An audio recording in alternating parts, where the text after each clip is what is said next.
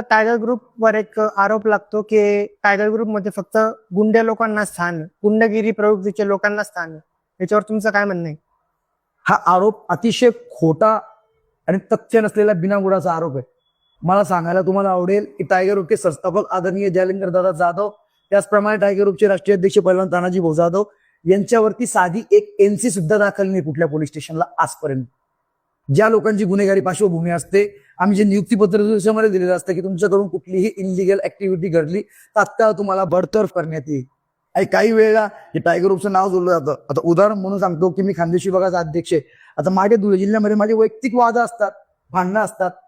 तर ज्या वेळेला ते वैयक्तिक भांडणं, गल्लीतले भांडणं होतात, त्यावेळेला ते पेपरला हेडिंग दिली जाते टायगर ग्रुपचं खानदेश अध्यक्ष.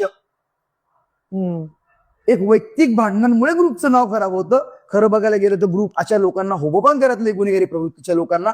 उलट ग्रुपचं नाव ज्या व्यक्तीमुळे गुन्हेगारी पार्श्वभूमीमुळे इन्व्हॉल्व्ह होतं त्या लोकांना तत्काळ बडतर्फ करून त्याचा राजीनामा घेऊन घेतला जातो. म्हणजे टायगर ग्रुपचे पण काही नियम अटी बोला ना भाऊ, दिसायला एकदम ते रांगडे, त्यांची पर्सनॅलिटी बघून वाटतं की हा गुंड. बरं, ते नाही तसं. खूप आगाऊ मनाचा, खूप नाजूक मनाचा माणूस आहे. आणि एवळी माणसं जपलेली फक्त स्वभावाच्या बेसवरती. भाऊंना कुठलाही राजकीय वारसा नाही. भाऊंचे वस्त्रांचे वडील गाढवावर माती व्हायचं काम करायचे. अशा तळागाळातनं येऊन ऐक्य वर जाणं नॉट अ जोक.